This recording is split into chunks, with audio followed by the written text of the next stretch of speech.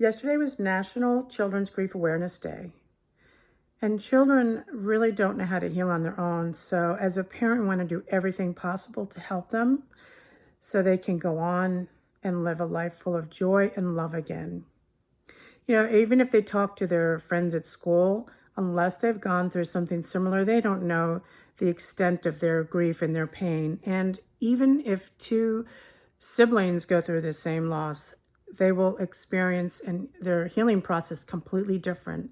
No two people will go through the same, grief and healing process. So I'd like to give you a few suggestions that can help you and your child heal, and you can do these together. The first suggestion is to talk. It's really important to start a conversation with them so they can express their feelings as well. You can start off the conversation by saying, how you're feeling since the death of a loved one, or this could be about a pet too. How much you miss them, what are some favorite things that you loved about them, and also some action steps that you're going to take to move forward. You can really heal and live an amazing life after loss in honor of your loved one. Even though you heal and you move on, it does not mean that you forget your loved one. A lot of people are afraid that if they do heal, that they're going to forget them. And love never dies, so their love will always be in your hearts. Another suggestion is for your child to journal. They can get a piece of paper, or you can write them, buy them a journal. And even if they write for just a minute a day, it's very therapeutic and healing.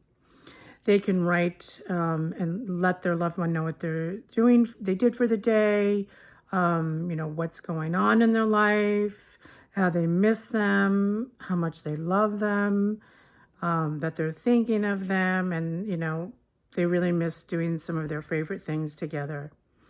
Another suggestion is art therapy. Kids are really creative, so you can even do this project with them. You can draw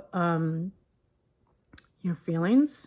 You can draw, your sadness or what your grief right now means to you. Or you can draw a picture of your loved one doing something that you love doing together, or your favorite thing that they wore, or a favorite thing that they did.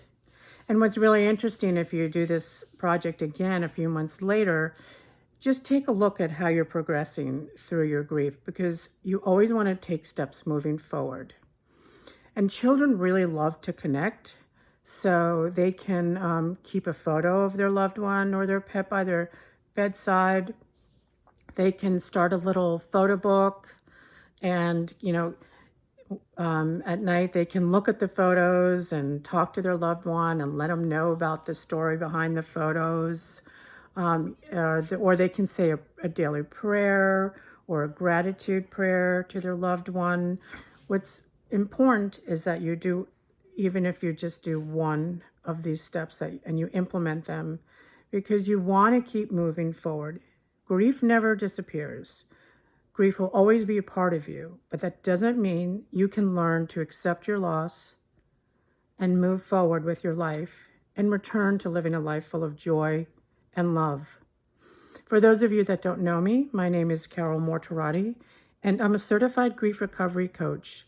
And if you'd like to find out more about my grief recovery coaching programs, then please go to talkwithcarol, that's CAROL.com, and I'd love to hear from you.